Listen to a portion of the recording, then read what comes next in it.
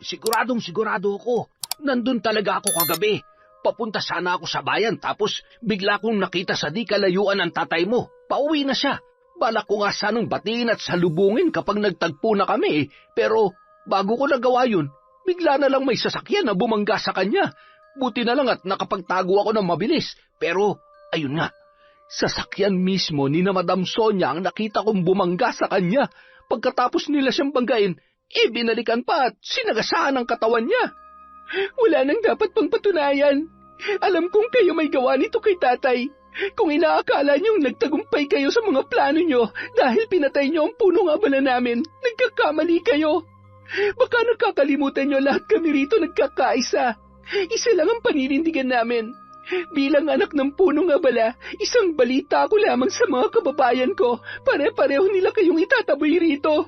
Wala kayong lugar dito. Huwag na kayong bumalik dito kahit kailan.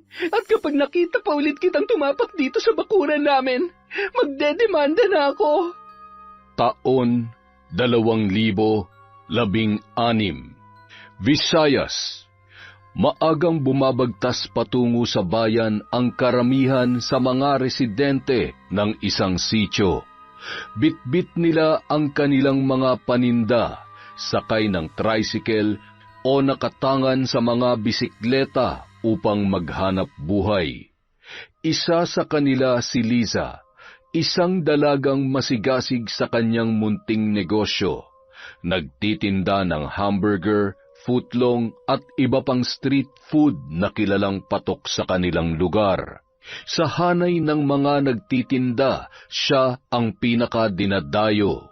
Hindi lang dahil sa sariwang sangkap o malinis na paghahanda, kundi sa kakaibang sarap ng kanyang mga paninda. Kaya naman hindi nauubos ang pila sa kanyang pwesto at palagi siyang nakakauwi ng may malaking kita, kasama ang masasarap na ulam para sa kanyang ama. Uy, Lisa!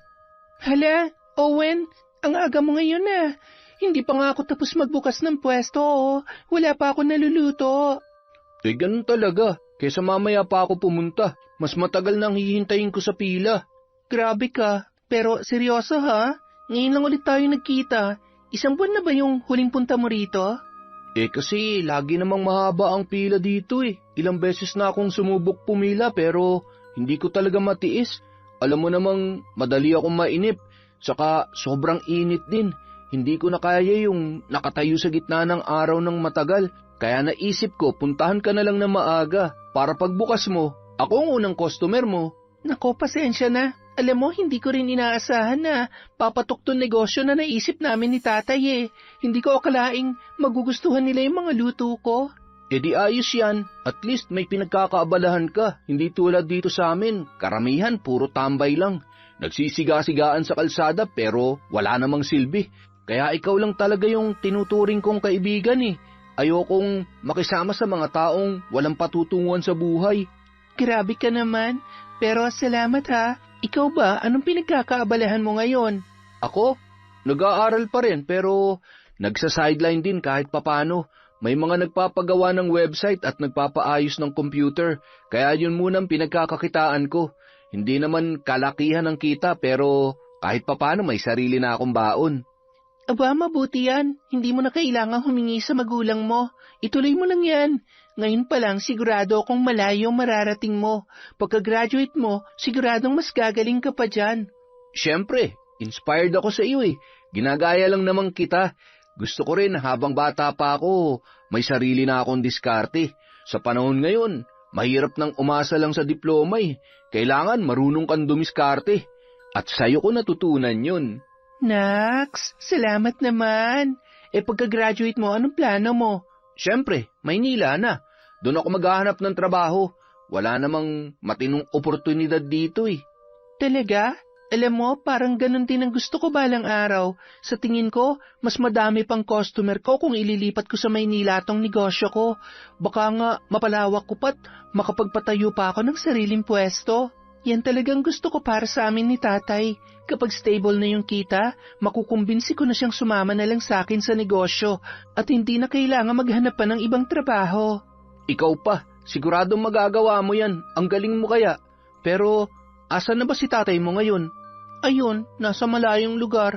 Hindi ko alam kung saan mismo pero kagabi pa siya umalis eh.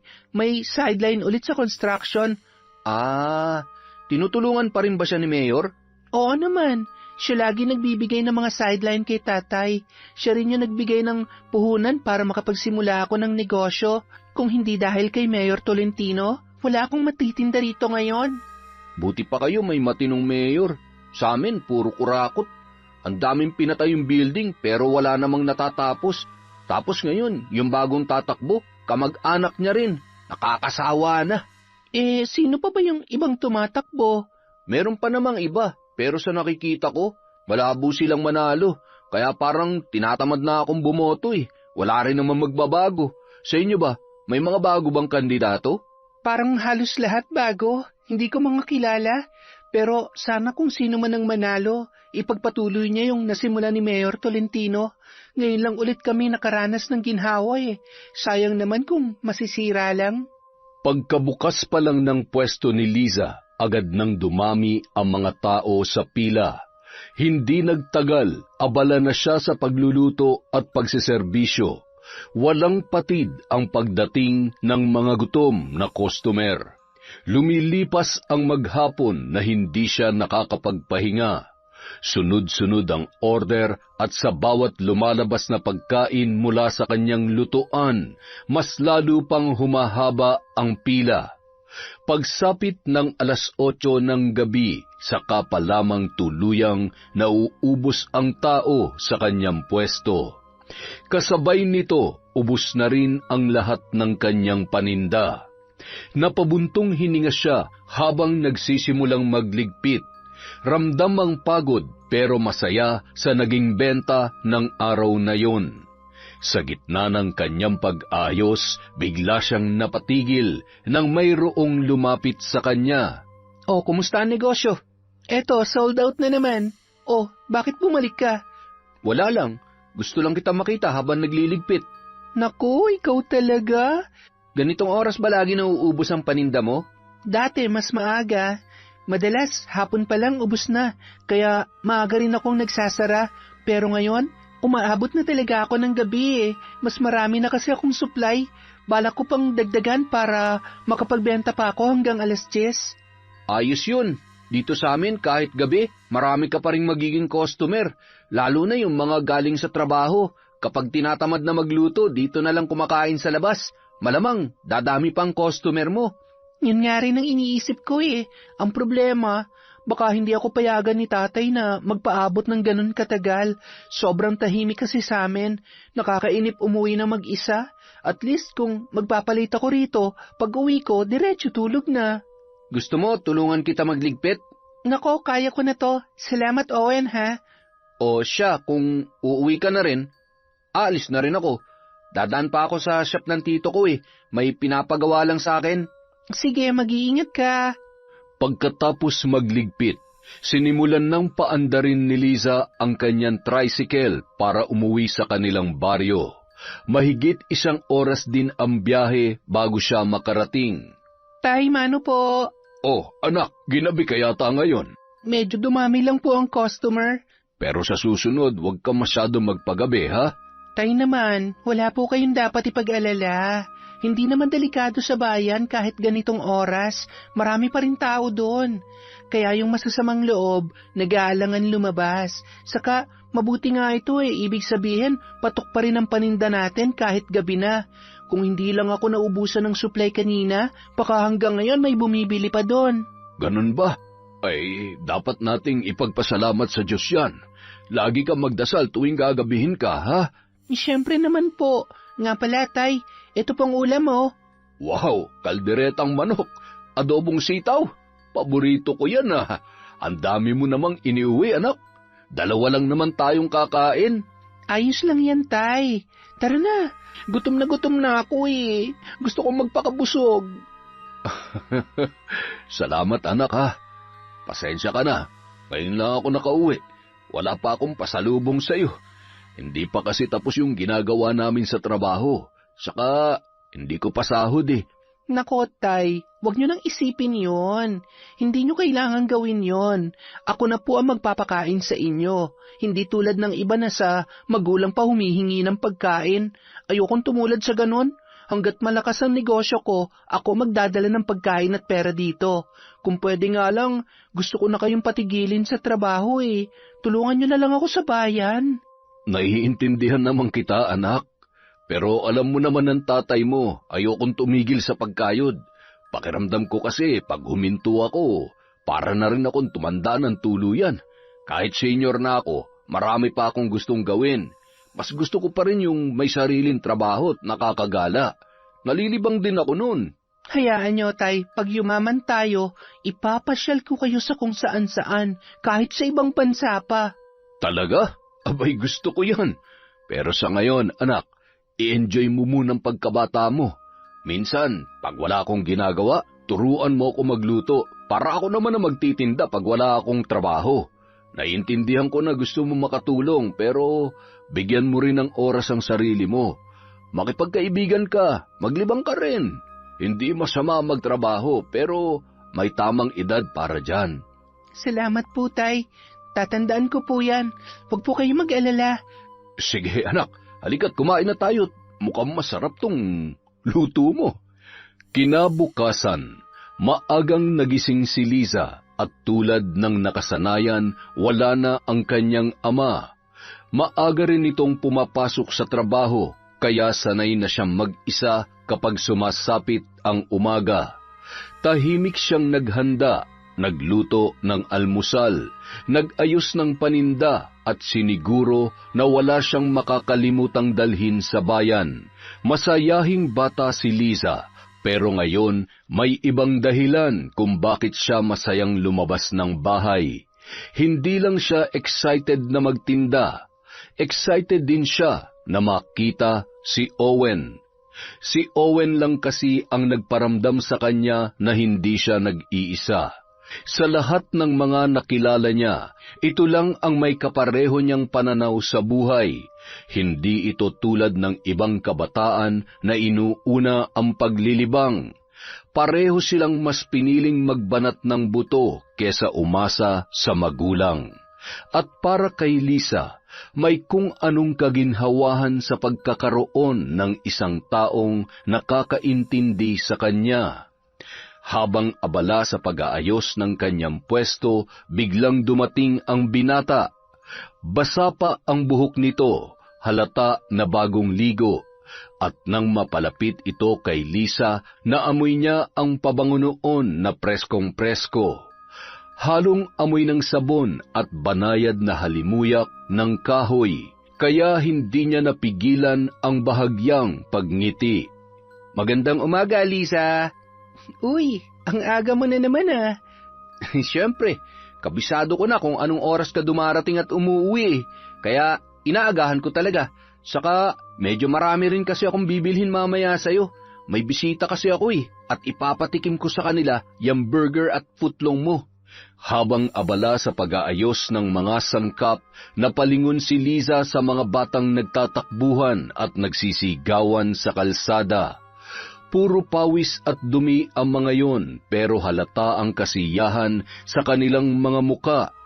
Isa sa kanila ang halos mabuwal sa sobrang bilis ng pagtakbo, habang ang iba naman ay nagtatawanan at walang pakialam sa mundo. Dahil sa nakita, biglang sumimangot si Liza. Hay nako, nandidiri talaga ako kapag nakakakita ako ng mga batang naglalaro. Sinasayang lang nilang mga oras nila. Kung tumutulong na lang sana sila sa mga magulang nila, may ambag sana sila sa mundo. Hindi yung puro laro lang na ganyan. Tapos pagdating sa bahay, magtatanong ng, Ma, anong ulam? Ay, ayoko talagang kinakaibigan yung mga ganyang bata. Higit sa lahat, ayaw na ayaw ko sa kahit anong laro. Napatawa na lamang si Owen sa sinabing yon ni Liza. Umiling ito habang nakapamulsa at tiningnan ang mga bata ng nakangiti. Para sa akin, wala namang masama sa paglalaro nila. Tulad natin, mga bata pa lang din ang mga yan. Normal lang yun. Sa edad nating to, hindi pa naman talaga dapat tayo nagtatrabaho . Tsaka, iba-ibang pamilyang kinalalakihan ng bawat bata. Kaya hindi rin natin sila pwedeng husgahan kaagad. Basta para sa akin, ayos lang sa mga bata maglaro. Huwag lang silang pasaway sa mga magulang nila. Walang problema doon. Hay nako, basta ako, hindi pwede sa akin yan. Kung ako lang ang magulang nila, hindi ko sila paglalaruin. Pagtatrabahuin ko na agad para matuto na sa murang edad. Hindi yung ganyan, nakakasikip lang sila dito sa kalsada. Napailing na lamang si Owen.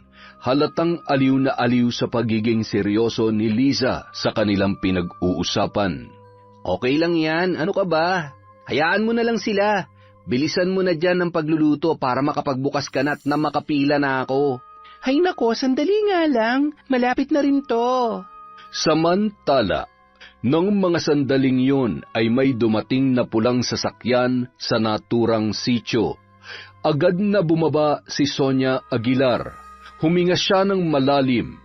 Tila ninanamnam ang hangin na hindi niya naramdaman sa matagal na panahon. Ngunit imbis na magmuni-muni, mas lumutang ang kanyang kasakiman. Hindi para sa alaala, kundi para sa mga oportunidad na nakikita niya sa paligid.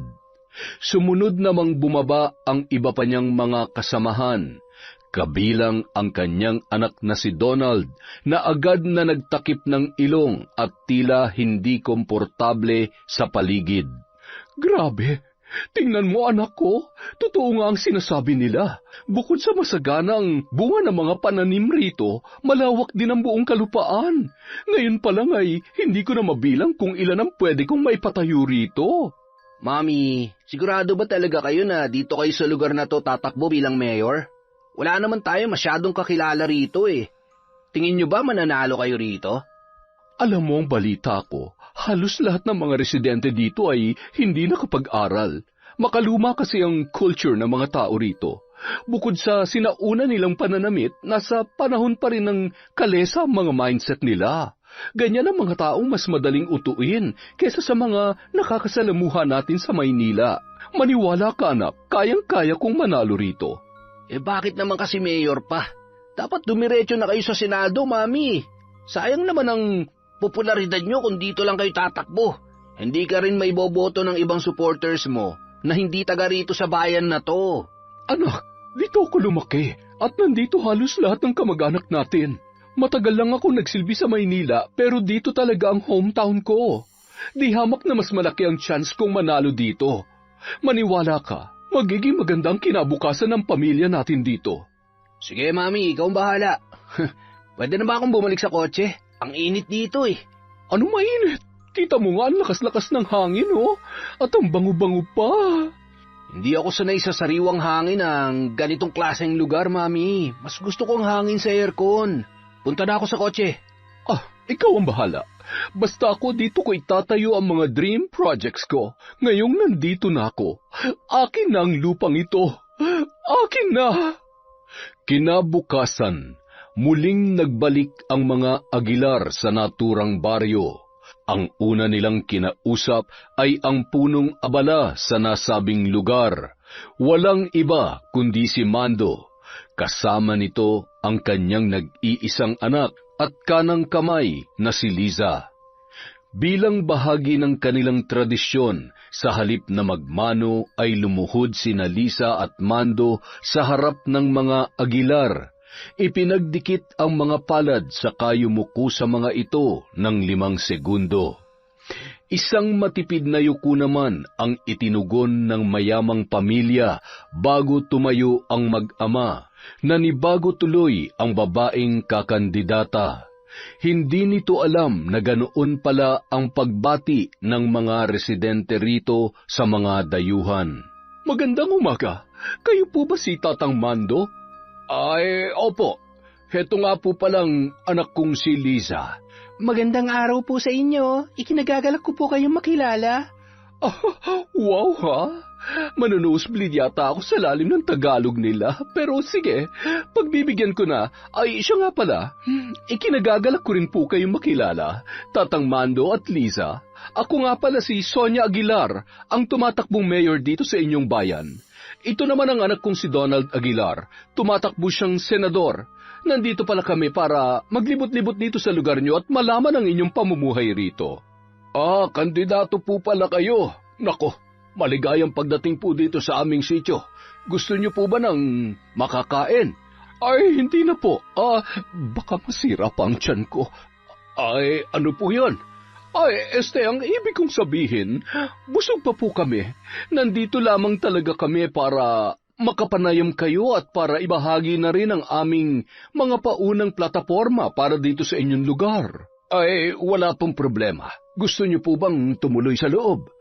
Bahagyang sumilip si Sonia sa bukas na bintana ng bahay. Palihim siyang napailing dahil bukod sa napakaliit ay bulok-bulok na rin ang pinagtagpi-tagping kawayan sa loob. Nandiri ang ginang. Sa tansya niya ay hindi siya tatagal kahit 1 minuto lamang sa loob noon. Dito na lang tayo sa labas. Para makasagap na rin tayo ng sariwang hangin, hindi ba? Abay, wala pong problema. Sige, kukuha lamang po ako ng mauupuan natin. Sige, maraming salamat. Tay, ako na lamang po ang kukuha. Nang mailatag na ang mga upuan sa labas, nagsimula na ang panayam ng mga Aguilar sa punong abala. Nagtagal ng mahigit 1 oras ang kanilang pag-uusap. Halos lahat ay tungkol sa mga achievements ng pamilya Aguilar sa mundo ng politika. Tila ipinakikilala nila ang kanilang sarili para magpa-impress sa mahirap na komunidad ni Lisa at Mang Mando. At yun na nga po, sana'y marami kayong natutunan sa mga ibinahagi namin at sana nakilala nyo kami ng lubusan. Wala kaming ibang hangad kundi ang makatulong sa mga Pilipino. Kaya naman yun ang dahilan kung bakit buong pamilya namin ay nasa loob ng politika. Hindi lang Luzon ang sakop namin, pati na rin tong Visayas at Mindanao. Halos lahat ng pamilya namin kalat dito sa buong Pilipinas. Ganyan kaming magsilbi sa bansa. Oo nga po. Mahusay. Maganda po yan. Maraming salamat po sa pagbisita ninyo rito sa sityo namin. Sa susunod na mga araw, babalik kami rito at mamamahagi ng kaunting tulong sa mga kababayan ninyo.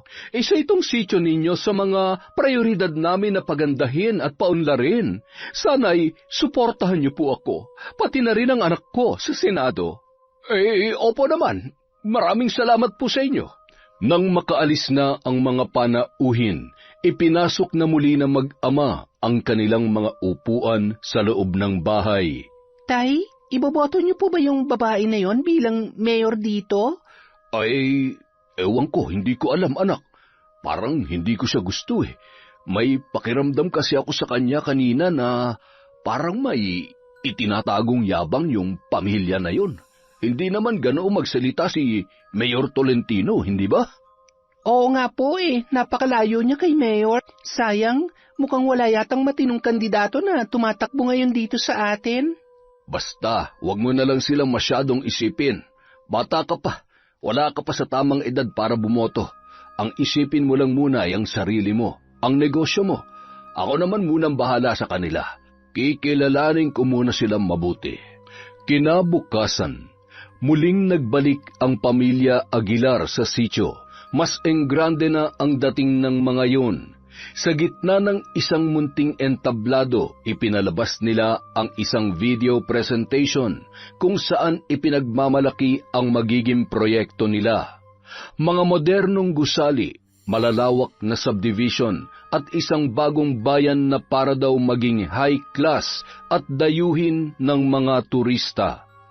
Habang pinapanood ng mga residente ang video, namigay naman si Sonia Aguilar ng bigas at pagkain. Walang patid ang kanyang matamis na ngiti. Subalit hindi ito isang simpleng pagbibigay. May nakapaligid sa kanya na kumukuha ng video para tiyakin na makikita ang lahat ng kanyang ginagawang kabutihan. Hindi ito papayag na walang kamera sa bawat anggulo ng kanyang pamimigay. Inabot ng hapon ang programang yun at habang nagliligpit na ang kanilang team, tahimik na nag-usap sina Sonia at Donald sa isang tabi. Mami, nakita mo ba yung balita? Kumakalat na yung isang video mo sa Tagbilaran noon. Naalala mo yung speech mo, mga 5 taon na nakakalipas? Yung sinabi mo na kapag hindi ka binoto ng mga tao, hindi mo itutuloy yung pagbibigay ng lupa sa kanila. Ito na nga bang sinasabi ko eh. Masyado ka kasing nagpapakakampante. Kita mo, kumilos na mga kalaban. Ginagamit nila yun para siraan tayo. Eh ano ngayon? Bakit ba kasi iniintindi mo pa ang mga yan? For your information, hindi ako affected dyan. Saka hindi rin yan makakasira sa pagtakbo ko rito. Maniwala ka sa akin. Wala naman marunong gumamit ng social media rito. Tapos yung mga karatig na lugar nila, mukhang hindi na rin updated sa mga issues na yan. Saka may kinuha na rin akong mga tao para i-handle ang mga yan online. Wala kang dapat alalahanin, anak. Akong bahala dito. Mananalo ko. Mananalo tayo. Sinabi ko lang naman, Mami, para alam mo rin. Mas mabuti na rin na alam mo. Mahirap na at baka kung ano-ano na naman ang gamitin nila laban sa atin kapag masyado pa tayong nanahimik. Hayaan mo sila. Ako mismo magpapatahimik sa kanila oras na mapaupo ako sa pwesto. Kilala ko na kung sino ang mga naninira sa akin. May kalalagyan ng mga yan. Ang hindi nila alam, hindi kalayuan may isang pares ng mga mata na lihim na nagmamasid. Nakadukwang sa likod ng isang puno si Liza. Nanlalamig ang mga kamay at tila pinipigil ang sariling huminga ng malakas. Narinig niya ang lahat ng pinag-usapan ng mag-ina. Tay, may kailangan po kayo malaman. Oh, ano ba yon anak? Ay teka, ako na dyan sa mga pinggan. Kuha ka na lang ng tubig natin. Sige po, pero heto tay, hindi kayo maniniwala sa narinig ko kanina. O ano ba kasi yon? Yung pinag-uusapan ni na Ma'am Sonia at yung anak niyang senador, parang may balak yata silang patahimikin ang mga naninira sa kanya online, oras na makaupo siya. Parang may masama silang binabalak dito sa atin, tay. Sigurado ka? Sinabi nila yon? Opo. Pauwi na kasi ako kanina tapos yun nga, nadaanan ko yung sasakyan nila. Buti na lang, hindi ako nakita. Ay nako, sinasabi ko na nga ba, na merong tinatagong bahuyang Sonya na yan eh. Noon pa man, hindi na magandang pakiramdam ko dyan. Kahit nung napapanood ko pa lamang siya sa telebisyon, may pagkamayabang talaga ang buong pamilya nila. Sa tingin niyo po ba, kaya niya rin gawin tito yon kapag may kumontra sa kanya dito sa atin? Aba, isubukan lang niya saktan ng kahit na sino sa atin dito. Ako ang makakalaban niya. Nung mga sumunod na araw, muling abala si Liza sa kanyang pwesto sa bayan. Kasama pa rin niya si Owen at kasalukuyan niyang kakwentuhan habang wala pang masyadong customer. Ngayon lang sila nakapag-usap ng tuloy-tuloy dahil sa dami ng bumibili kanina. Ngayon lamang naubos ang pila kaya medyo nakapagpahinga siya habang patuloy pa rin sa pagluluto. Uy, nakalimutan ko palang sabihin. Nabalitaan mo ba yung nangyari sa kapatid ni Senador Vasquez? Sino yon? Wala akong masyadong alam dyan. Alam mo namang walang TV at internet sa amin eh. Si Senator Vasquez kasi, siya lang ang isa sa matitinong senador ngayon. Tapos yung kapatid niyang si Junjun Vasquez na tumatakbo mayor, pinatay raw kagabi. Natagpuan na lang daw na wala nang buhay sa loob ng kotse niya. Tapos may mga tama raw ng baril yung bintana niya. Mukhang pinatay ng kalaban niya sa politika. Wala nga alam makapagsabi kung sino. Talaga? Grabe, uso pa rin pala mga ganyang patayan sa eleksyon. Ano nga palang balita dun sa sinabi mo? Ano kaya ang dahilan? Bakit siya pinatay? Eto, teorya ko lang to ha. Hindi ako sigurado dito at wala rin akong ebidensya. Pero, kilala mo ba si Sonia Aguilar? Oo. Yan yung tumatakbong mayor sa amin ngayon. Bakit? Alam mo kasi, si Junjun Vasquez yung nag-post ng viral video ni Sonia noon. Yung tungkol dun sa hinihingi niyang kondisyon para sa pagbibigay ng lupa. Mula nung i-post yun ni Sir Junjun, marami nang bumabati ko sa kanya mula sa kabilang panig. Pinost niya yun kasi mula nung kumandidato siya, karamihan ng mga nambabas sa kanya galing sa supporters ng mga Aguilar. Aguilar din kasi yung kalaban niya noon eh. Talaga ba? Hala? At biglang may naalala si Liza tungkol sa mga narinig niya noong nakaraang araw sa usapan ng mag-inang Sonia at Donald. Kung hindi siya nagkakamali ng pandinig, sinabi mismo ng babae na may patatahimikin daw ito sa mga naninira sa kanya oras na siya ang manalo. Ngunit kahit hindi pa man siya nakakaupo ay nagawa niya na yon. Kung tama ang kutob ni Liza, maaaring may kinalaman dito ang babae dahil ayon mismo kay Owen, ang mga Vasquez daw ang isa sa mga mortal na kalaban ng mga Aguilar sa politika. Dahil sa kanyang mga natuklasan, lalo tuloy lumalakas ang masamang kutob niya sa pagtakbo ni Sonia Aguilar sa kanilang lugar. Ang bigat-bigat nitong dala ko. Pero siguradong matutuwa nito si Liza pag uwi ko. Paborito niya mga ito eh. Ginabi na naman si Mando sa trabaho sa construction nang mag-isa siyang naglalakad pa uwi. Isang sigaw ang pumunit sa katahimikan ng lansangan. Napahinto ang lalaki at kinilabutan. Pamilyar ang boses na yun. Habang dahan-dahan siyang lumalapit, doon niya napagtanto kung kanino ito nagmumula. Agad siyang sumiksik sa likod ng isang malaking basurahan, pinigilan ang sarili sa paghinga.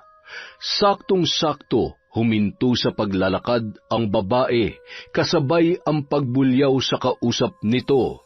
Ano ba naman? Bakit mo siya pinatay kaagad? Ang sabi ko, hintayin niyong maupo ako sa pwesto bago niyo siya patatahimikin. Pero ano, pinatay niyo na agad yung Junjun Vasquez na yon? Alam niyo namang kapag may nangyari sa kahit isa sa kanila, ako ang unang pagbibintangan. Hindi ba kayo nag-iisip, mga inutil? Pasensya na, madam. Mukhang mali lang po ang pagkakaintindi namin. Akala kasi namin sa lalong madaling panahon eh. Ang sabi ko, kapag ako na ang mayor, saka niyo siya itutumba sa lalong madaling panahon. Hindi ko sinabi ngayon. Mga walang kwenta. Pangatlong beses niyo na to. Buti na lang malinis ang pagkakagawa niyo at walang iniwang bakas. Dahil kung sumabit kayo rito, kayo mismo ang ipaliligpit ko. Sorry po, madam. Hindi na po mauulit. Buisit, magsiuwi na nga lang kayo. Lalo lang umiinit ang ulo ko dahil sa inyo. Oh, mami, bakit kanina ka pa sigaw ng sigaw dyan? Halika nga rito, pumasok ka na. Paano ba naman kasi? Hindi nag-iisip ang mga tauhang kinuha mo. Saan mo ba pinulot yung mga yan? Walang common sense. Huwag nyo na lang silang intindihin. Pasalamat ka nga, nagawan na ng paraan ng team namin. Hindi na ikaw ang primary suspect. Malabo rin matawag ka pa sa police station kasi wala silang kahit anong ebidensyang maglilink sa'yo. Pasalamat ka na lang. Kaya halika na. Umuwi na tayo. Buwisi talagang araw na to. Parang gusto ko tuloy maglibing ng tao sa lupa. Napatakip na lamang ng bibig si Mando. Nanginginig sa takot dahil sa kanyang narinig. Ngunit sa sobrang gulat, nabitawan niya ang dala niyang plastik. Tumama yun sa gilid ng basurahan. Lumikha ng tunog na pumunit sa katahimikan. Samantala, pasakay na si Sonia nang marinig yon. Biglang nagsalubong ang kanyang mga kilay. Inilinga ang kanyang paningin sa buong paligid. Mabilis na dinampot ni Mando ang mga nahulog tsaka nagmamadaling tumakbo papalayo. Nanginginig ang kanyang mga paa pero pilit niyang pinipigilan ang sarili na gumawa ng ingay. Sino yon? Mukhang may tao rito. Hanapin niyo! Mabilis na kumalat ang kanyang mga tauhan, sinundan ng tunog. Sinilip ang likod ng basurahan pero wala na silang nakita. Hindi naman nawala ang matalim na titig ni Sonia kahit pa sumakay na siya ng sasakyan. Buisit talaga. Sino yon? May nagmamasid sa atin kanina. Mahuli ko lang kung sino siya. Ako mismong huhukay ng libingan niya. Wow, mami. Pinahanga mo ako ah. Ilang araw ka pa lang rito, nahahawa ka na sa lalim ng Tagalog nila. Kinabukasan, maaga muling nagising si Mando para sa pagpasok sa kanyang trabaho. Naabutan niyang mahimbing pa ang tulog ng kanyang anak, kaya bahagya niya itong kinumutan saka lumabas na lamang ng silid. Habang kumakain ng almusal, bigla siyang nilapitan ng kapitbahay na si Eddie. na isa rin sa mga matalik niyang kaibigan sa kanilang sityo. Dumungaw pa ito sa bintana na bahagya niyang ikinagulat. Ay, ano ka ba naman? Dahan-dahan naman sa pagsilip. Lagi mo na lang akong ginugulat eh. Oy, pare, nabalitaan mo ba? Patay na raw yung Junjun Vasquez, yung kapatid nung mabait na politiko na kumakalaban sa mga Aguilar. Eh, kahapon ko pa nalaman yan. Ano ba masasabi mo ron? Sa tingin mo ba may kinalaman ng mga Aguilar doon? Silang dalawa lang naman ang mortal na magkaaway, hindi ba? Hindi lang may kinalaman. Si Sonia mismo nag-utos ng pagpatay. Alam ko ang totoo. Talaga ba? Napilitan pang pumasok ang lalaki sa loob ng bahay. Pagkatapos ay umupo ito sa harap ng lamesa niya, nakatabi lamang ng bintana. Sigurado ka ba, pare? Paano mo naman nasabi yun? Kasi kagabi, nakita ko si Sonia na kasama ang mga tauhan niya. Narinig ko mismo sa kanya na pinapagalitan ng mga tauhan niya dahil napaaga raw masyadong pagpatay sa taong yun. Muntik na nga ako mahuli. Buti na lang at nakatakas ako kaagad. Grabe, kung ganun totoo palang mamamatay tao ang pamilyang yun. Korap na nga kriminal pa. Kaya walang makukuhang boto sa akin ng mga yan. Sabihan mo rin ng mga kakilala mo na huwag silang iboboto. Nako, wala sa pamilya ko may balak na iboto sila. Kahit ano pang pagbibidang gawin nila rito. Akala siguro nila mauuto nila tayo dahil lang sa tayo ang pinakamahirap sa komunidad na ito. Nagkamali sila ng lugar na pinuntahan. Kahit na hindi akong pinakamataas sa buong bayan, malaki pa rin ang galang at respeto sa akin ng mga tao rito. Tiyak akong salita ko pa rin ang pakikinggan nila kesa sa mga Aguilar na yan. Dapat lamang. Basta kung kailangan mo ng tulong, tawagin mo lamang ako, pare, ha? Hindi rin ako papayag na maupo rito yung Sonia Aguilar na yan. Wala naman nagawa yan sa dati niyang posisyon. Puro pagpapayaman lang ang alam ng mga yan. Habang naglalakad si Mando patungo sa kabilang bayan, naabutan naman niya ang sasakyan ng mga Aguilar sa isang ugali. Wala sana siyang balak tapunan ng pansin ang mga ito, pero bigla naman niyang narinig ang boses ni Sonia na bumati sa kanya. Iritang-irita ang matanda sa tuwing maririnig ang boses na yon. Oh, Tatang Mando, nandito pala kayo. Magandang umaga po. Bakit ang aga nyo naman masyado? Magandang umaga rin po, Madam Sonia. Papunta po ako ngayon sa trabaho Naku, tamang-tama. Balak din sana kitang puntahan sa inyo mamaya. Buti na lamang at nagkita na tayo rito. May nais sana akong sabihin sa inyo, Tatang Mando. Ano po ba yon? May mga papeles po akong dala rito. Mga dokumento para sa mga proyektong plano ko sa lugar ninyo. Kailangan ko lang po ng pirma ninyo bilang katibayan na nakapagpaalam ako sa inyo at may permiso ko para sa projects na yon. Kinuha ni Mando ang mga papeles. Hindi lang niya pinahalata, pero lihim niya yung binasa. Sinuri niya ng mabuti ang bawat nakasulat sa papel. Doon niya nalaman na hindi yun tungkol sa katibayan o permiso, kundi isang kasunduan na kapag pinirmahan niya ay pwedeng mapunta sa mga Aguilar ang pag-aari sa kanilang lupa. Ang mas masaklap pa, nakipagsabwatan ito sa barangay pati na rin sa ilang mga opisyal doon para maisulong ang proyektong yon. Pirma na lamang ni Mang Mando bilang pinuno ng kanilang komunidad ang kailangan para maging balido na ang naturang dokumento. Pasensya na po, Madam. Hindi ko po kayang pirmahan ang papeles na ito. Ano po? Bakit po? Hindi niyo po ba nababasa? Hindi niyo ba alam basahin? Gusto niyo po ba ako na magbasa para sa inyo? Permission paper lang po ito para may katibayan kami na alam niyo ang proposal namin para sa project sa lugar ninyo. Pasensya na, Madam, pero didiretsuhin na kita. Naiintindihan ko kung ano nakasulat sa dokumentong yan. Huwag mo sanang palabasin na hindi ako marunong magsulat o magbasa. Kahit hindi nakapag-aral ang karamihan sa mga residente namin, hindi naman kami bobo at tanga para mapaikot lamang ng ganito. Alam ko na kapag pinirmahan ko ito bilang punong abala ng sityo, mapapasa inyo ang lupa na pag-aari namin. Maaangkin nyo ang tanging bagay na iniwan sa amin ng mga ninuno namin.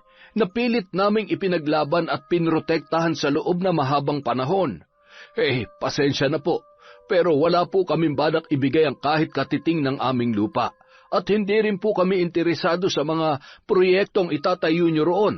Pinangangalagaan po namin ang kalikasan sa aming lugar at hindi kami papayag na putulin ang mga puno roon at sirain ang malinis naming ilog at sapa para lang sa mga subdivision at building na ipapatayo ninyo. Hindi ko po kayang pirmahan ito, Madam Sonia. Humihingi po ako ng paumanhin at sana'y maunawaan niyo po ako. Sana rin, irespeto niyo ang aking desisyon bilang punong abala. Pero, nagkakamali po kayo. Wala naman po masama sa papel na ito, Tatang Mando. Hindi naman namin aagawin ang lupa niyo sa inyo.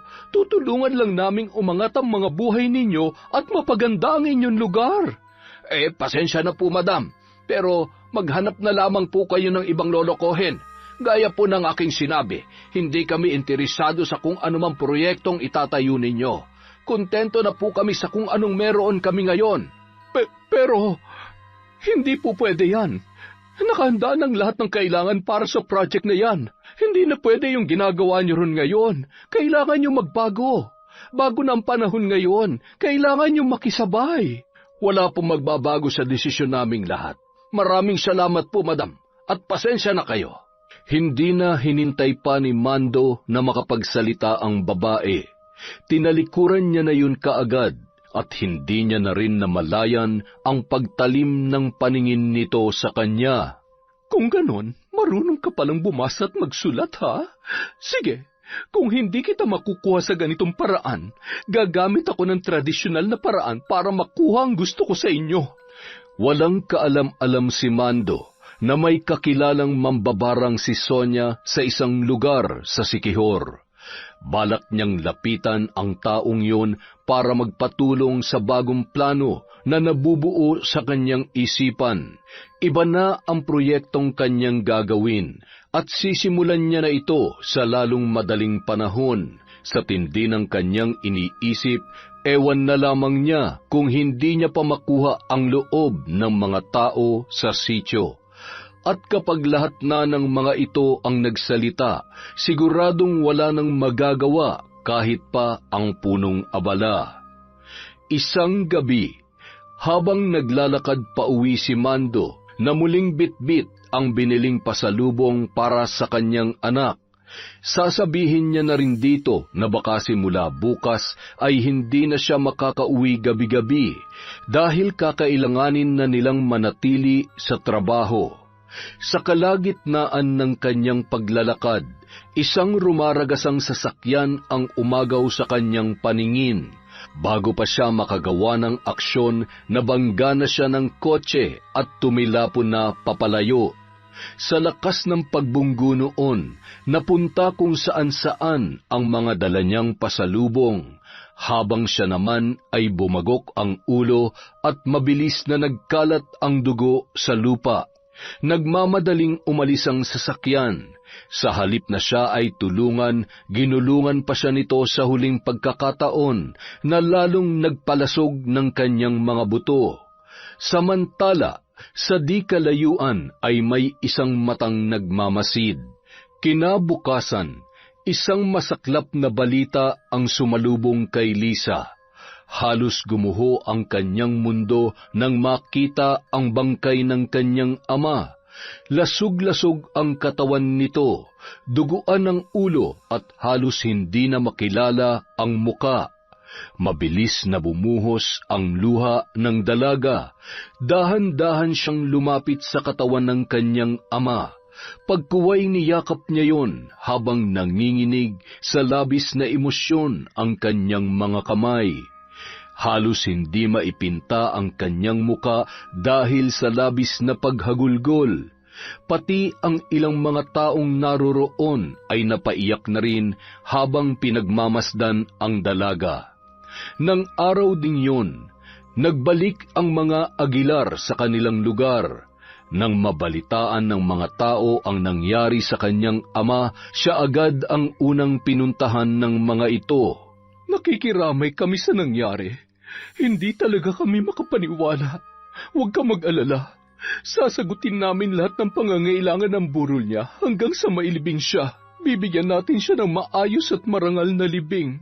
Malaki ang paghanga at respeto namin sa iyong ama bilang punong abala ng inyong lugar. Maraming salamat po.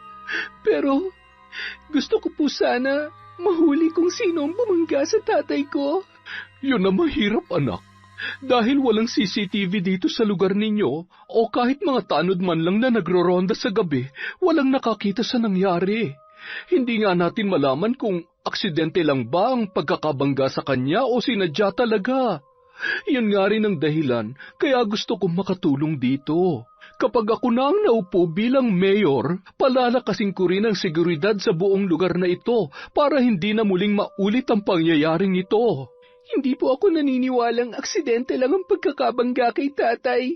Base po kasi sa itsura ng katawan niya, parang hindi lang siya isang beses na binangga. Dati na rin po ako nakakita ng taong nabangga ng sasakyan, pero hindi naman po ganun kalala ang tinamo nila. Tsaka hindi rin naman sila namatay. Yung iba nga sa kanila nakatayo pa, kaya nakakasiguro po ako na sinadya talaga ang pagbangga kay tatay. Hindi siya mamamatay ng ganon kung simpleng pagkakabangga lang ang nangyari sa kanya. Huwag ka mag-alala, Iha. Kami nang bahala sa tatay mo. Paiimbestigahan ko ang nangyari at sisiguraduhin nating makakamit ng tatay mo ang hustisya kung sakaling tama nga ang hinala mo na sinadya ang pagbangga sa kanya. Pagkatapos siyang kausapin ng babae, nagtungo naman ito sa iba pang lugar sa kanilang sityo para kumustahin ang kalagayan ng ibang tao. Nung mga oras na yun, labis pa rin ang pagtulo ng kanyang mga luha habang hinihintay na ilabas sa punerarya ang katawan ng kanyang ama na kasalukuyan ng iniimbalsamo. Maya-maya pa, nagulat siya sa biglang pagdating ni Eddie.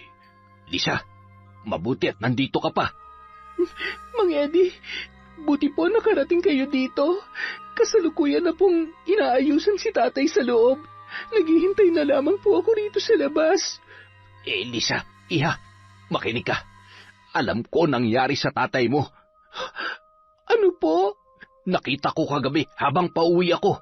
May sasakyan na bumangga sa kanya at yung sasakyan na yun ay sasakyan mismo ni na Madam Sonia, yung lagi nilang ginagamit sa pagpunta rito. Ano po? Sigurado po kayo? Siguradong-sigurado ako. Nandun talaga ako kagabi. Papunta sana ako sa bayan tapos bigla kong nakita sa di kalayuan ang tatay mo. Pauwi na siya. Balak ko nga sanang batiin at salubungin kapag nagtagpo na kami. Pero bago ko nagawa yun, bigla na lang may sasakyan na bumangga sa kanya. Buti na lang at nakapagtago ako ng mabilis. Pero ayun nga, sasakyan mismo ni na Madam Sonia ang nakita kong bumangga sa kanya. Pagkatapos nila siyang banggain, binalikan pa at sinagasaan ang katawan niya. Sinasabi ko na nga ba? Hindi aksidente ang pagkamatay ng tatay ko. May pumatay sa kanya. Pero hindi ako makapaniwalang sina Madam Sonia yon. Hindi ko akalain magagawa nila yon. Kahit ako nga rin hindi ko akalain na aabot sila sa ganun. Pero bakit naman nila pinatay ang tatay mo? Ano bang kasalanan ni Paring Mando sa kanila? Di ba nung mga nakaraan nga kausap pa nila kayo habang nangangampanya sila rito? Noon pa man po, may mga napapansin na kaming kakaiba sa pamilyang yon. Matagal na namin silang naaamoy ni tatay na meron silang hindi magandang gagawin dito sa atin. Siguro, baka nagkita uli sila ni tatay habang wala ako at doon na sila kinumpronta ni tatay. Hindi nga malabong mangyari yun. Pero kung ganun nga parang sobrang sama naman yata ng mga Aguilar na yan para gawin nila yun sa tatay mo.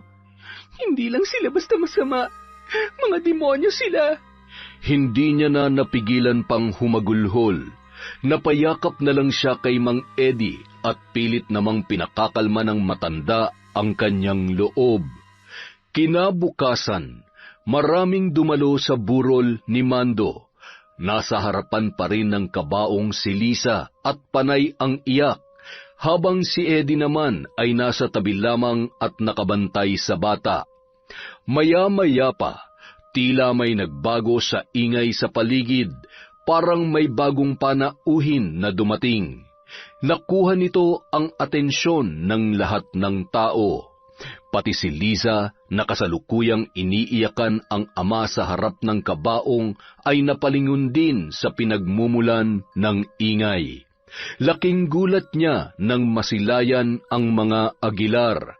May bitbit pang malaking bulaklak ang isang lalaki na kasama ni Sonia. Lumapit ang mga ito sa kanya at nagtangkang hawakan ang kanyang kamay. Nakikiramay kami, Iha. Hindi! Nagulat ang mga tao sa narinig at nagbulungan. Lisa, bakit parang galit ka? Kayo may kasalanan kung bakit nangyari to sa tatay ko. Kayo ang pumatay sa kanya. Ano bang sinasabi mo, Liza? Hindi kita maintindihan, anak. Huwag niyo ako matawag-tawag na anak. Huwag na kayo magpanggap. Kayo ang bumangga kay tatay, di ba? Dahil alam niyong tutol siya sa kung ano man na pinaplano niyo rito, kaya pinatay niyo siya. Gaya ng ginawa niyo sa iba niyong pangkaaway, mga kriminal. Hindi dapat kayo nauupo sa pwesto. Mas masahol pa kayo sa mga demonyo. Dahan-dahan ka sa pananalita mo, bata. Huwag mo kaming sigawan dito. Huminahon ka lang. Alam kong masakit na nangyari sa tatay mo, kaya naiintindihan ko kung wala ka sa kondisyon ngayon. Pero huwag ka naman masyadong magpalamon sa galit. Gaya ng sinabi ko sa iyo, tutulungan ka namin sa investigasyon sa kaso ng tatay mo para mapatunayan kung may pumatay ba talaga sa kanya. O baka naman isang aksidente lang na hindi naman natin maiiwasan sa mundong ito. Wala nang dapat pang patunayan. Alam kong kayo may gawa nito kay tatay. Kung inaakala niyong nagtagumpay kayo sa mga plano niyo dahil pinatay niyo ang punong abala namin, nagkakamali kayo. Baka nakakalimutan niyo lahat kami rito nagkakaisa. Isa lang ang paninindigan namin. Bilang anak ng punong abala, isang balita ko lamang sa mga kababayan ko. Pare-pareho nila kayong itataboy rito. Wala kayong lugar dito. Huwag na kayong bumalik dito kahit kailan. At kapag nakita pa ulit kitang tumapak dito sa lugar namin, magdedemanda na ako. Hindi na nakapagsalita pa ang mga Aguilar. Napayuko na lamang sila at sabay-sabay na lumabas ng punerarya. Bakas sa kanilang mga anyo ang pagkapahiya, lalo't marami ring nakarinig at nakakita sa buong paligid. Pagkarating sa loob ng sasakyan, halos umusok ang ilong ni Sonia sa galit. Binalibag pa nito ang shoulder bag na agad ding pinulot ng isa sa kanyang mga tauhan. Buisit na batang yan? Paano ba siya nagka-idea na ako nga nagpasagasa kay Mando? Hindi na bale, itutuloy ko na talaga ang plan B ko. Humanda kayong lahat. Walang araw na hindi umiiyak si Liza habang nakabantay sa burol ng kanyang ama. Hanggang sa mailibing ito, halos walang pahinga ang kanyang mga mata sa pag-iyak at pagtangis. Kulang na lamang ay maubusan na siya ng luha dahil sa lungkot na kanyang nararamdaman. Kasalukuyan siyang nakatunganga sa isang tabi. Tila wala sa sarili nang bigla siyang makarinig ng mga katok sa pinto. Inabot ng ilang minuto bago niya naisipang tumayo at pagbuksan yon. Bahagyang namilog ang kanyang mga mata nang masilayan si Sonia Aguilar. Mag-isa lang ito at tila hindi yata nakabuntot ang kanyang mga tauhan. Magandang araw, Iha. Pasensya ka na. Hindi na ako nakadalaw sa libing ng tatay mo kahapon. Alam kong masama pa rin ang loob mo. Mayroon sana akong naisabihin sa'yo. Wala na po tayong dapat pag-usapan.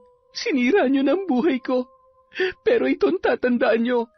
Hinding-hindi niyo masisira ang aming lugar at ang lupaing ito. Huwag na kayong umasa na meron pang susuporta rito sa inyo. Wala na kayong makukuhang boto sa kahit isa sa amin dito. Higit sa lahat, itutuloy ko rin po ang demanda sa inyo. Kahit wala pa akong ebidensya, may witness ako sa nangyari nung gabing yon. Hindi niyo pwedeng itanggi na hindi kayo may gawa. Sa katunayan, nandito nga ako para humingi ng tawad sa iyo. Kahit wala naman kaming kasalanan sa nangyari, ako nang nagpapakumbaba. May dala nga pala ako rito. Isang bagto, Iha. Mga 250,000 ang laman nito. Tanggapin mo sana bilang tulong para makapagsimula ka ulit sa iyong buhay. Huwag mo sanang masamain ito, ha? Hindi ko po kailangan ng pera nyo. Hindi nyo ako masisilaw sa kahit anong salapi o yaman na meron kayo. Hindi na magbabagong isip ko. Itutuloy ko ang demanda sa inyo at hindi rin po ako titigil hanggat hindi ko napapatunayan na kayo ang nasa likod na nangyari sa tatay ko. Iha, huwag na sana nating gawing komplikado ang sitwasyon. Kahit ano pang ibato mong bintang sa amin, wala kang magagawa. Wala kaming kasalanan. Nandito ako para magbigay ng tulong sa iyo. Isang tulong para makapagpabago ng buhay mo, kahit na mag-isa ka na lamang. Sa ayaw at sa gusto mo, kakailanganin mo ito para mabuhay mo ang sarili mo. May sarili po akong negosyo.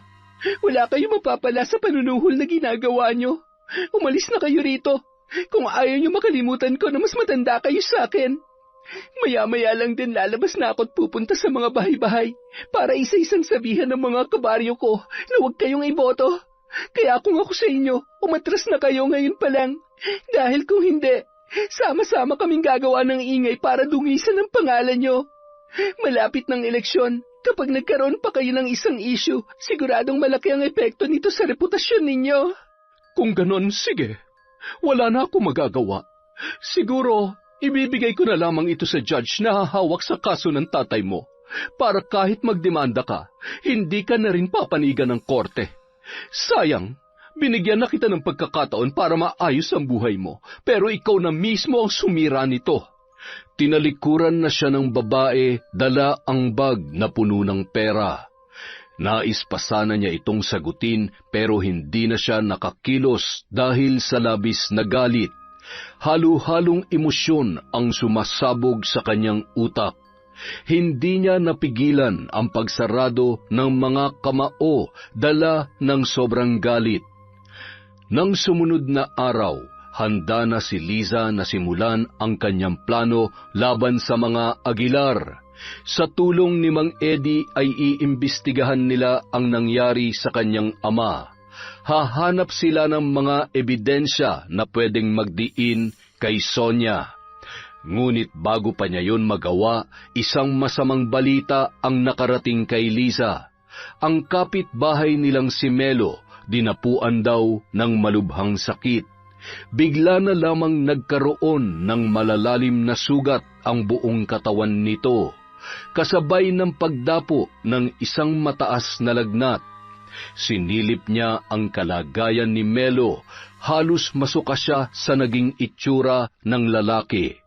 Nangitim ang mga kuko at labi nito, halos mabakbak na rin ang balat. Nabulok na pati ang ngipin habang naglalabas naman ng napakasangsang na amoy ang buonong katawan. Hindi na niya makilala ang itsura ng lalaki at dahil bahagi pa rin ng kanilang kultura ang makalumang paniniwala, hindi nila ito dinala sa ospital kahit mayroon naman sa karatig na bayan. Bagkus ay pinainom lamang nila ito ng mga halamang gamot at inusalan ng isang dasal na eksklusibo lamang sa kanilang sityo. Akala ni Liza, yun lang ang magiging problema nila. Ngunit sa paglipas ng ilan pang mga araw, sunod-sunod ang biglang dinapuan ng malubhang karamdaman sa kanilang lugar. Gaya ni Melo, tinubuan din ng malalalim at malalaking sugat ang mga ito. Nagbabakbak din ang kanilang mga balat, nabubulok ang ngipin at nangingitim ang mga labi at kuko. Nagsasabog ng masangsang na amoy ang katawan. Walang ibang ginawa ang mga residente kundi ang mangolekta ng mga dahon at mag-alay ng taimtim na panalangin sa bawat dinadapuan ng sakit. Ngunit sa kabila ng kanilang pananalig at pagtutulungan sa pagdarasal, tila walang nangyayaring pagbabago sa kalagayan ng mga pasyente. Lalo pa yung lumalala, hanggang sa labasan na rin ng mga insekto ang kanilang mga sugat. Sa loob lang ng isang linggo, halos kalahati na sa populasyon ng kanilang sityo ang dinapuan ng kakaibang sakit. Nagmistula yung epidemya sa kanilang lugar, kaya wala nang pinapapasok at pinapalabas sa kanilang baryo. Bukod sa lalong lumalala ang kalagayan ng mga biktima, mas bumibilis din ang hawahan dahil sa mga insektong lumalabas sa kanilang mga balat. Oras na makakagat ito ng tao, nagkakaroon din yon ng sakit na gaya noon. Kaya naman, bilang anak ng dating punong abala, nagpatupad ng utos si Liza sa buong sityo na magsuot ng maskara ang mga hindi pa nahahawahan ng sakit, sa loob man o sa labas ng bahay. At tuwing may lalabas na insekto, agad itong dapat patayin at durugin bago pa makadapo at makakagat ng iba. Sa ganoong paraan lamang nilalabanan ng buong sityo ang pagkalat ng epidemya. At dahil wala na ang punong abala, halos hindi na nila alam ang kanilang gagawin. Ang pinaka-epektibo rito ay si Liza. Dahil siya ang anak ni Mando, siya ngayon ang sumasalo sa mga hinaing ng kanyang mga kababaryo. Ngunit dahil nasa murang edad pa lamang siya, wala rin siyang magawa para sa mga ito. Wala siyang maisip na solusyon. Hindi niya alam kung paano tutulungan ang mga taong dinapuan ng sakit, dahil kahit anong panggagamot ang gawin nila, tila walang tumatalab sa mga yun. Hanggang isang araw, bigla na lamang nagbalik ang mga Aguilar sa kanilang sityo. Nagulat ang lahat, lalong-lalo na si Liza. Hindi niya naiwasan ang pag-init ng ulo nang marinig kay Mang Eddie ang balita. Bakit pa po sila nagbalik dito? Ano na naman ang kailangan nila? Yun nga rin ang hindi ko alam kaya lalabas muna ako para magmasid at makibalita. Pero baka po mapahamak kayo. Ako nang bahala, kaya ko ang sarili ko. Ngayon lang ulit ako makakabawi sa'yo. Ilang araw din ako nawala rito dahil inalayo kong pamilya ko mula nung pumutok yung kakaibang sakit. Kaya hindi na kita nabantayan. Ayos lang naman po ako rito.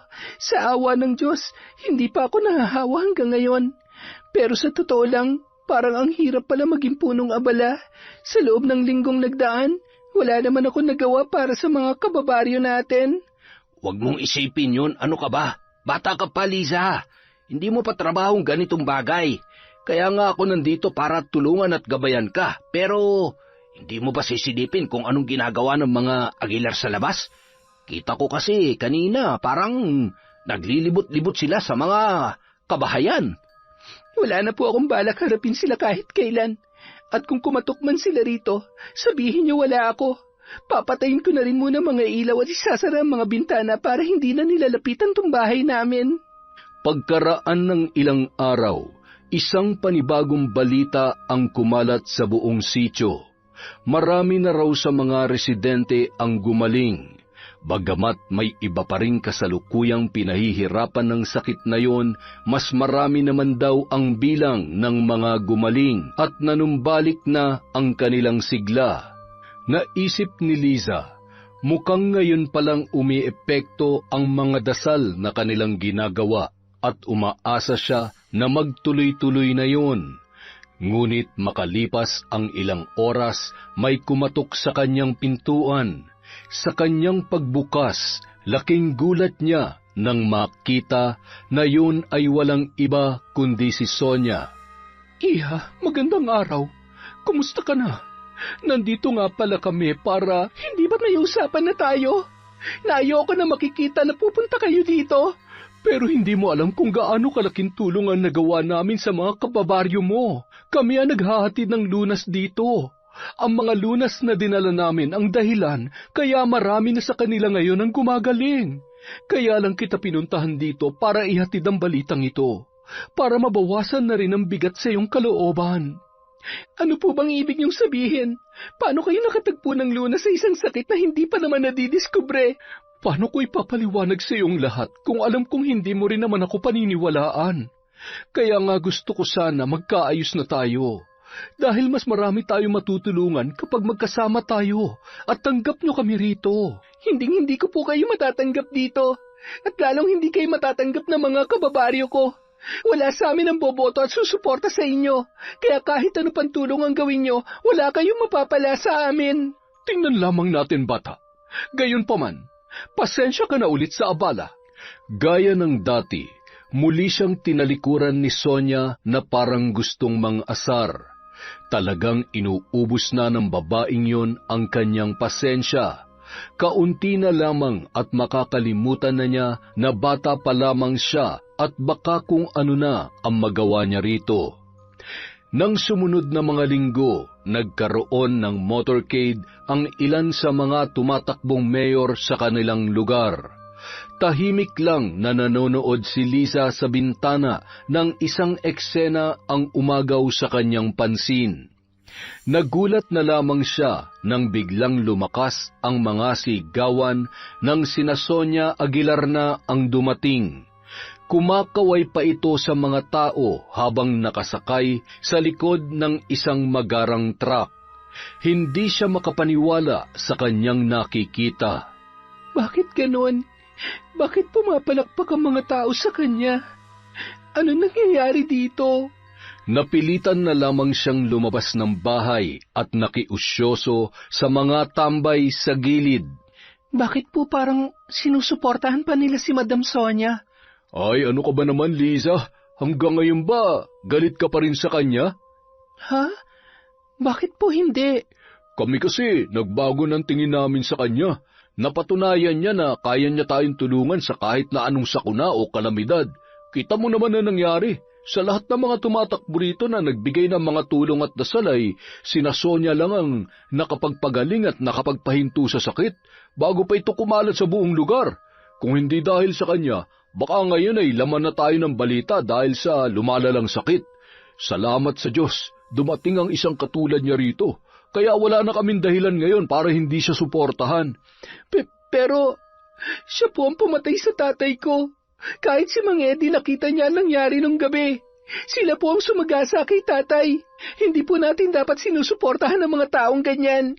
Sakim sila sa kapangyarihan. Gagawin nilang lahat, makuha lang ang gusto nila at mapanatili lang ang kanilang pangalan sa itaas. Liza, wala nang naniniwala sa ganoon. Napatunayan na ni Madam Sonia na mabuti ang kanyang intensyon. Sa tingin mo ba, magpapadala siya ng mabisang lunas dito sa sitio kung hindi niya tayo mahal? Wala na akong iba nakikitang kandidato na mas hihigit pa sa kanya. Sigurado nga ako, mahihigitan din niya mga nagawa rito ni Mayor Tolentino. Hindi! Hindi! Hindi pwede to! Hindi totoo yan! Nang matapos ang motorcade, magkasama muli ang mag-inang Aguilar sa loob ng sasakyan. Walang humpay sa pagtawa ang babae habang iritang-irita naman ang kanyang anak. Mami, ano bang ginagawa mo? Kanina pa ako nababanas dyan sa tawa mo. Pwede ba tumigil ka? Bakit ako titigil? Ito ang tamang panahon para mag-celebrate, anak. Kita mo ang reaksyon ng mga tao sa atin kanina? Tayo ang pinakasinigawan at pinalakpakan ng malakas. Tagumpay lahat ng plano ko. Nakuha na natin ang tiwala ng mga tao. Ano ba kasing ginawa mo? Nagpatulong na naman kayo sa mambabarang? Si Arma Lucia ang tumulong sa akin. Siya ang mambabarang nakakilala ng tita Banet mo sa Siquijor. Sa kanya ako nagpatulong para gumawa ng isang sakit na ipinakalat ko rito sa sitio. Dahil siyang gumawa ng sakit, siya rin ang nakakaalam ng lunas noon. At yung gamot na yon ang ginamit ko para pagalingin ang mga tao rito. Kita mo? Paniwalang-paniwala sila sa ginawa ko. Kaya, sikat na sikat tayo rito. Talaga? Si Arma Lucia? Pero mayaman siya, hindi ba? Paano siya naging mambabarang? At saka, nasa Maynila siya ngayon, hindi ba? Bakit? Kailangan ba lahat ng mambabarang ay mahirap at mukhang dukha? Alam mo, ang mga mangkukulam at mambabarang sa panahon ngayon, kaya na rin makipagsabayan sa modernong pamumuhay ng mga tao. Kaya nila makisalamuha kahit kanino sa liwanag. Hindi sila mga isolated lang na tao na nakakulong lang sa probinsya at walang ibang ginagawa kundi magkalat ng sumpa. Itigil mo na yung mindset na ganyan, ha? Dahil sa barang, sigurado ng panalo natin sa eleksyon. Wala nang makakapigil sa pagsikat ng pangalan natin dito at dapat magpasalamat ka. Eh di wow, So ano nang balak nyo sa susunod? Ipapabarang nyo na lang lahat ng mga nakakalaban nyo sa politika? Good idea! Bakit ba ngayon mo lang naisip yan? Sana pala, hindi ko na lang pinapatay si Junjun Vasquez, pati si Tatang Mando. Kung pwede ko naman pala silang ipabarang na lang, para malabo na talagang pagsuspechahan ako ng mga tao. Ay, bakit kasi ngayon ko lang naisip ito? Hay nako, Mami. Hindi mo naman maiisip yun kung hindi ko sinabi. Kaya dapat sa akin ka magpasalamat. Ay, oo nga pala anak. Siyempre, maraming salamat sa suggestion mo. Ngayon, alam ko na kung anong gagawin sa mga magbabalak na bumangga sa atin. O, ano ng plano nyo ngayon? Wala na tayong ibang dapat gawin ngayon kundi mag-relax. Sigurado na ang panalo natin sa eleksyon. Kapag naupo ako, babaguhin ko ang buong sityo. Ililipat ko sa ibang lugar ang mga dukhang tao ron. Saka ko lilinisin ang lugar nila at gagawing commercial place. Yun lang ang tanging paraan para mapakinabangan yon. Sayang naman kasi, nakagitna sila sa mga maunlad at maiingay na bayan tapos sila tong pinakatahimik at napag-iiwanan? Gagawin kong paraisong kanilang sityo. Samantala, labis naman ang pag-iyak ni Liza habang nakaluhod sa harap ng altar. Hindi siya makapaniwala na babaliktad sa kanya ang kanyang mga kababaryo. Dahil wala na ang kanyang ama, wala na ring tumatayong punong abala sa kanilang sityo. Kaya naman ang mga kababaryo nila ay unti-unti nang nawawalan ng landas at natutokso na ng mga sakim at trapong politiko. Diyos ko, bakit po ganon? Bakit parang nakalimutan na yata ng mga kababayan ko ang aming ipinaglalaban? Bakit ang dali na nilang nasilaw sa pagbabalat kayo ng mga nakatataas na tao? Sa inyo na po ako humihingi ng tawad sa kung ano man ang gagawin ko ngayon. Ito na lamang po ang naiisip kong paraan para pigilan ang mga sakim sa kung ano man ang binabalak nila sa aming lugar. Hinalungkat ni Liza ang mga lumang kagamitan ng kanyang ina. At natagpuan niya sa lumang aparador nito ang mga sinaunang kagamitan na ginagamit noon sa pambabarang. Ayaw niya sanang gawin yun, pero ito na lamang ang nakikita niyang paraan para pigilan ang pagpasok ng isang mapanganib na tao sa kanilang lugar. Malinaw na sa kanya ang lahat. Nakasisiguro siya na si Sonia Aguilar din ang may pakana ng kumalat na sakit sa kanilang baryo. Imposibleng makahanap agad ito ng lunas ng ganoon kabilis sa isang hindi pa kilalang sakit. Kaya malakas ang kanyang kutob na plano itong lahat ng babae para makuha ang tiwala ng kanyang mga kababaryo. Hindi siya papayag na patuloy pang maghahari-harian ang pamilyang yon. Marami na silang kaso na natakasan at pinagtakpan, at ito na lang ang nakikita niyang paraan. May lahing mambabarang ang kanyang ina. Katunayan din, bago ito pumanaw noon ay naituro at naipasa niya kay Liza ang kanyang karunungan, subalit sa kanyang paglaki, pinili niyang wag itong gamitin dahil ayaw niyang makapanakit ng iba at nais niyang mamuhay bilang isang normal na tao. Pero sa pagkakataong ito na ang tamang panahon para maggamit niya ang karunungan na pilit niyang ibinaon sa limot. Kaya naman ng gabing yun, inilatag niya sa lamesa ang mga kagamitan ng kanyang ina. Mga lumang garapon, langis, palayok, pinatuyong dahon at mga kandila. May itim na pulbura siyang inilagay sa palayok, sa kanya yon hinaluan ng tuyong mga dahon at kaunting patak ng kanyang dugo.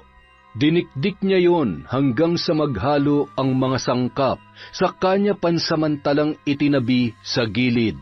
Mahigit kalahating oras siyang lumuhod sa harapan noon at umusal ng dasal na tanging siya lamang ang nakakaunawa. Saka siya kumuha ng isang kandila at marahan yung hinipan. Pagkatapos ay dahan-dahan niyang sininghot ang usok na nagmumula roon. Kinuha niya ang isang garapon at marahang binuksan yon. Sa kanya dinukot sa bulsa ang nakuhang litrato ni Sonia Aguilar. Isinulat niya ang buong pangalan ng babae sa likod kasama ang isang mensahe gamit ang kakaibang wika. Sa kanya ito itinupi at taimtim na binulungan. Isinilid niya yon sa loob ng garapon sa kapinatakan ng kaunting kandila. Pagkatapos ay muli niyang kinuha ang palayok at ibinuhos ang laman noon sa loob ng garapon. Naglagay rin siya ng isang piraso ng insekto, sa kanya muling binulungan ang bote bago isinara. Ganoon din ang ginawa niya sa mga litrato ng iba pang miyembro ng pamilya ni Sonia. Isinama niya rin doon pati ang litrato ng anak niyang si Donald. Makalipas ang ilang araw, hindi nagagawang mangampanya ni Sonia. Bigla na lang kasi siyang dinapuan ng malubhang sakit. Bukod sa mataas na lagnat, bahagyaring nangitim ang kanyang balat at panay ang kanyang pagsuka. Tuwing magsusuka naman siya ay palaging may sumasabay na maliliit na insekto. Kinabahan ang babae, iba ang kanyang pakiramdam. Pero sa kabila ng lahat, naisip niyang magpadala pa rin sa ospital. Ngunit sa loob ng ilang linggong nagdaan, ilang doktor na ang sumuri sa kanya, pero wala sa mga ito ang makatukoy ng kanyang sakit, at wala ring nakapagpapagaling. Dahil doon, naisip ng babae na baka hindi doktor ang kanyang kailangan. Ipinatawag niya mismo ang kakilalang mambabarang para siya ay gamutin. Ngunit ayon dito, hindi raw siya basta-basta magagamot. Kailangan daw muna nilang talunin ang mambabarang na gumawa nito sa kanya. Ngunit pagkaraan ng 3 araw, nagulat na lamang siya nang ibalita ng kanyang tauhan na patay na raw si Arma Lucia. Natagpuan daw itong naaagnas sa sarili niyang silid habang may mga gumagapang na insekto at lumalabas sa kanyang bibig. Grabe ang kilabot na naramdaman ni Sonia. Alam kasi niya na bago makontra ng isang mambabarang ang sakit, kailangan muna nitong kalabanin ang mambabarang na gumawa nito. Ngunit kapag ito ay natalo, hindi rin nito mapapagaling ang kanyang karamdaman. Dahil dito, unti-unti na siyang nawalan ng pag-asa. Si Arma Lucia lang ang makapangyarihang mambabarang na kanyang kakilala. Hindi niya na alam kung saan pa siya magpapahanap ng mas magaling pa doon. At higit sa lahat, wala rin silang ideya kung sino ang pwedeng gumawa nito sa kanya. Kaya naman sa loob ng mga buwan na nagdaan, patuloy na nakaratay si Sonia sa ospital, tila pinarurusahan ng sino mang gumagawa nito sa kanya. Hindi alam ng mga doktor kung ano ang gagawin, kaya binibigyan na lamang siya ng mga gamot na makapagpapabagal sa kanyang paglala. Pero wala na ring maibigay na permanenteng lunas ang mga yun. Samantala, hindi lamang si Sonia ang nagkasakit. Dahil sa loob din ng mga buwang lumipas, 15 sa miyembro ng kanilang pamilya ang dinapuan ng ganoong karamdaman, kabilang na ang kanyang anak na si Donald. Dahil dito, hindi na sila nakapangampanya pa at sa kauna-unahang pagkakataon ay napilitan silang umatras sa eleksyon. Hindi yon matanggap ng babae. Walang araw na hindi siya umiiyak dahil doon. Bukod sa kanyang sakit, palagi rin siyang dinadalaw ng masamang panaginip kung saan pinaparusahan daw sila ng taong bayan dahil sa mga korupsyon na kanilang ginagawa. At tuwing siya ay magigising, ramdam niya ang pananakit na ginawa ng mga tao sa kanyang panaginip. Napaiyak na lamang si Sonia. Hanggang kailan pa kaya siya magtitiis sa ganitong kalagayan? Isang araw, nagulat siya nang biglang bumukas ang pinto ng kanyang silid. Nakita niya ang kanyang panauhin. Walang iba kundi si Liza. Lisa, ikaw ba yan? Anong ginagawa mo rito? Gusto ko lang kumustahin kung buhay ka pa. Tama nga ang hinala ko. Ang masamang damo, matagal mamatay. Ha? Anong ibig mong sabihin? Kaharap mo ngayon ang taong nagbigay ng parusa sa'yo. Anong ibig mong sabihin? Ikaw ang may pakana nito? Ikaw ang nagbigay ng sakit sa akin? Akala mo siguro hindi ko malalaman na ikaw ang nagpakalat ng sakit sa sityo. Tapos ikaw rin ang nagpamudmod ng mga lunas para mapaikot mo mga kababaryo ko at makuha ang loob nila. Tama ako, di ba? Bakit ka nagsasalita ng ganyan? Wala kang kasing sakim, Sonia. Kayo ng buo mong pamilya. Lahat gagawin nyo, wag lang kayo maagawan ng posisyon. Abot hanggang langit ang kasakiman nyo sa pera at kapangyarihan. Liza, ikaw ba talaga yan? Bakit ganyan ka magsalita? Si Liza ka ba talaga? Kamusta ka na, Madam Sonia? Ang laki na pala ng pinagbago mo. Hindi ako sanay na makita kang nakaratay dyan. At lalong hindi ako sanay na marinig ang boses mo na nanghihina. Hayop ka! Ikaw ang gumawa nito! Ibalik mo ko sa dati kong kalusugan! Ibalik mo ang lakas ko! Napakasama mo! May taning na nga ang buhay mo. Ang lakas pa rin ng loob mo magpanggap na malakas. Sa tingin mo ba may magagawa ka kahit lantang gulay ka na lang dyan? Kahit gamitin mo pa lahat ng pera mo, hinding-hindi ka nagagaling. Ako lang ang pwedeng magpagaling sa'yo, tandaan mo yan. Pakiusap! Tama na! Ayoko na! Tama na! Hindi ko na kaya to! Hindi ko na kaya! Kung inaakala mong kayo ng pinakamakapangyarihan dito sa bansa dahil lang sa pangalan at impluensya nyo, nagkakamali kayo. Masyado nang mataas ang lipad nyo. Kailangan nyo nang bumaba sa lupa. Ano bang gusto mong gawin ko para mapatawad mo na ako? Kanina parang gusto mo pa akong laitin.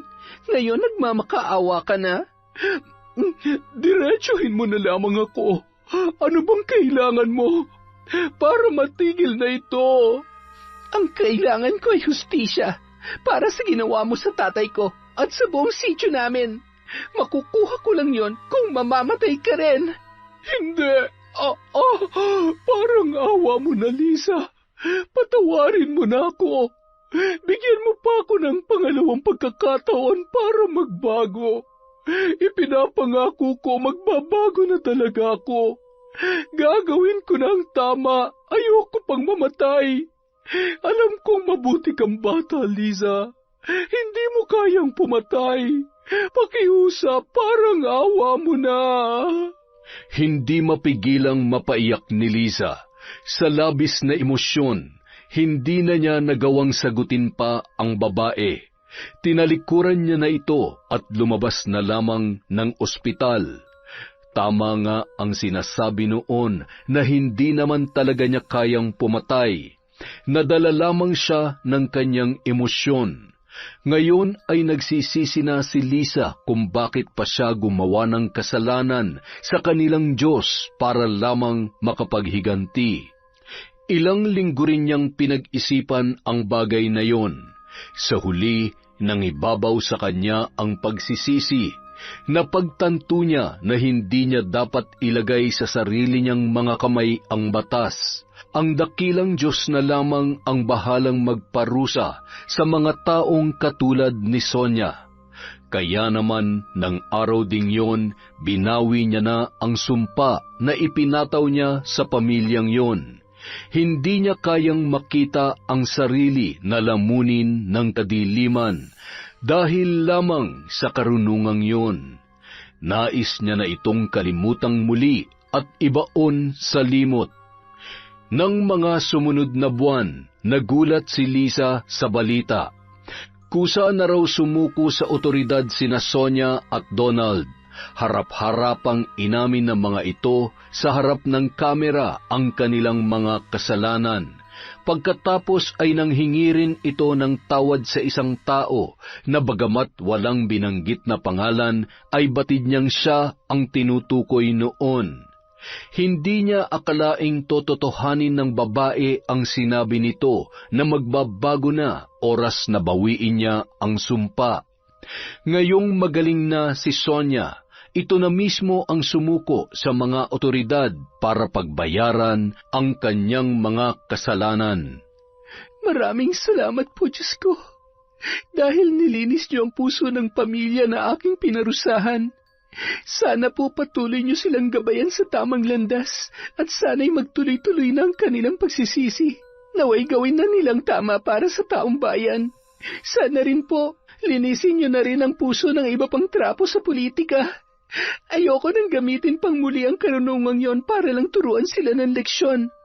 Kayo na po ang bahala sa kanila. Amen. Kinabukasan, nagbalik na sa bayan si Liza para itayong muli ang kanyang negosyo. Ilang buwan din siyang nahinto dahil sa mga nangyari. Ngayon ay handa na siyang magsimula para sa kanyang sarili. Uy, Lisa, ikaw ba yan? Hanep, ba't ang tagal mong nawala?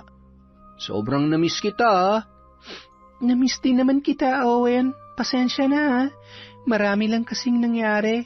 Ngayon lang ako nagkaroon ng oras ulit para maghanap buhay. Naiintindihan ko naman. Nabalitaan nga rin namin na nangyari nung nakaraang buwan eh. May kumalat daw na sakit sa inyo.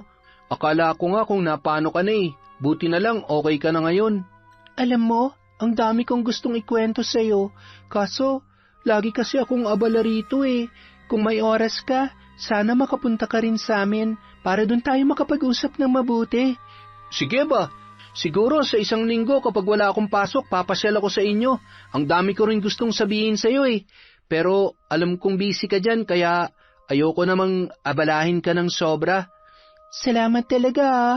Kahit matagal akong nawala, nandito ka pa rin. Kahit mag-isa na lamang si Liza sa buhay, patuloy siyang nagsumikap para itaguyod ang kanyang negosyo.